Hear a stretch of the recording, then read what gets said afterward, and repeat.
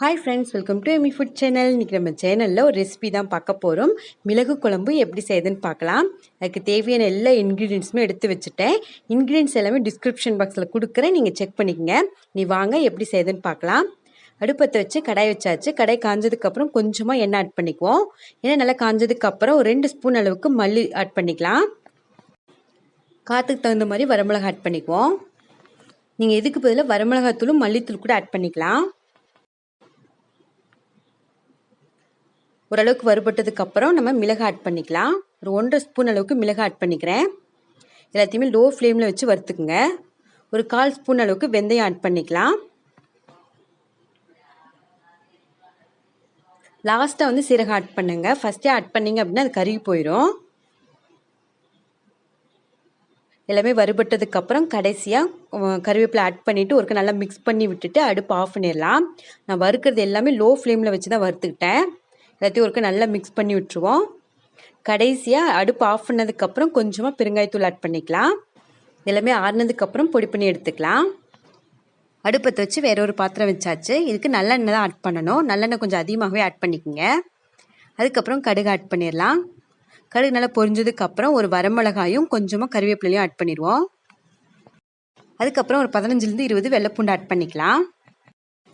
இந்த குழம்புக்கு சின்ன வெங்காயம் தான் ஆட் பண்ணணும். அப்போ தான் குழம்பு ரொம்ப டேஸ்ட்டாக இருக்கும். சின்ன வெங்காயமும் வெள்ளைப்பூண்டு உங்கள் தேவைக்கு ஏற்ப எடுத்துக்கோங்க. எந்த அளவு வேணாலும் எடுத்துக்கலாம். நிறைய போட்டால் ரொம்ப டேஸ்ட்டாக தான் இருக்கும். வெங்காயம் வெள்ளைப்பூண்டு நல்லா வதங்கட்டும், அது வரைக்கும் வெயிட் பண்ணுவோம். வெங்காயம் நல்லா வதங்கினதுக்கப்புறம் 2 மீடியம் சைஸில் இருக்க பழமான தக்காளி ஆட் பண்ணிக்குவோம். வெங்காயம் தக்காளி வதங்குறதுக்கு தேவையான அளவு உப்பு ஆட் பண்ணிக்கலாம். நீங்கள் வேணால் வெங்காயம் தக்காளி வதக்கி அரைச்சி பேஸ்ட்டாக கூட ஆட் பண்ணிக்கலாம். குழம்பு நல்லா திக்காக கிடைக்கும். இல்லை அப்படின்னா இந்த மெத்தடில் கூட நீங்கள் செஞ்சுக்கலாம். வறுத்து வச்சது எல்லாமே நல்லா ஆறிடுச்சு. இதை பொடி பண்ணி எடுத்துக்குவோம். இனி புளிக்கரைசல் ஆட் பண்ணிக்கலாம். தக்காளி எல்லாம் வதங்கினதுக்கப்புறம் நான் புளிக்கரைசல் ஆட் பண்ணிக்கிறேன். தேவையான அளவு தண்ணி ஆட் பண்ணிக்கலாம். புளிக்கரைசல் ஆட் பண்ணதுக்கப்புறம் ஒரு 5 to 10 நிமிஷம் வரைக்கும் நல்லா குழம்பு கொதிக்க விடுங்க. அப்போ தான் அந்த புளியோட பச்சை ஸ்மெல்லாம் போய் குழம்பு நல்லா டேஸ்ட்டாக கிடைக்கும்.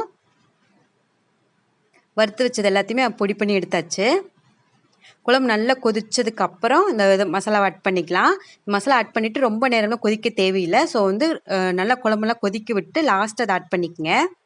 இந்த குழம்பு பார்த்திங்கன்னா ரொம்ப ஹெல்த்தியானது.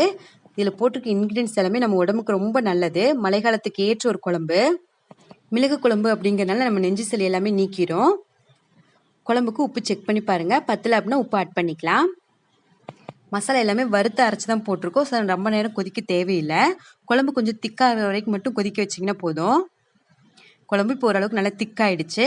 கடைசியாக நம்ம கொஞ்சமாக வெல்லம் ஆட் பண்ணிக்கலாம். இந்த ஸ்டெப்பை ஸ்கிப் பண்ணாமல் பண்ணுங்கள். இது புளிப்பு காரம் எல்லாம் இருக்கிறதுனால அதை பேலன்ஸ் பண்ணுறதுக்கு நம்ம வெல்லம் ஆட் பண்ணணும். கடைசியாக ஒரு கொத்து கருவேப்பிலை ஆட் பண்ணிவிட்டு எல்லாத்தையும் நல்லா மிக்ஸ் பண்ணி விட்டு அடுப்பு ஆஃப் பண்ணி இறக்கி சர்வ் பண்ணிடலாம். இந்த குழம்பு சாப்பாட்டுக்கு இட்லி தோசை எல்லாத்துக்குமே சூப்பராக இருக்கும். இந்த குழம்பு ரொம்ப ஹெல்த்தியானதும் கூட. கண்டிப்பாக ட்ரை பண்ணி பாருங்கள். ட்ரை பண்ணி பார்த்துட்டு எப்படின்னு எனக்கு கமெண்ட் பண்ணுங்கள், லைக் பண்ணுங்கள், ஷேர் பண்ணுங்கள். இது வரைக்கும் சேனலை சப்ஸ்கிரைப் பண்ணாமல் பார்க்குறீங்க அப்படின்னா மறக்காமல் சேனலை சப்ஸ்கிரைப் பண்ணிவிட்டு அப்படியே பக்கத்தில் இருக்க பட்டனை கிளிக் பண்ணி ஆளுங்கிற ஆப்ஷனை செலக்ட் பண்ணிடுங்க. அப்போ தான் நான் போடுற வீடியோஸ் எல்லாமே உங்களுக்கு நோட்டிஃபிகேஷனில் காமிக்கும். ஓகே ஃப்ரெண்ட்ஸ், பாய், தேங்க்யூ.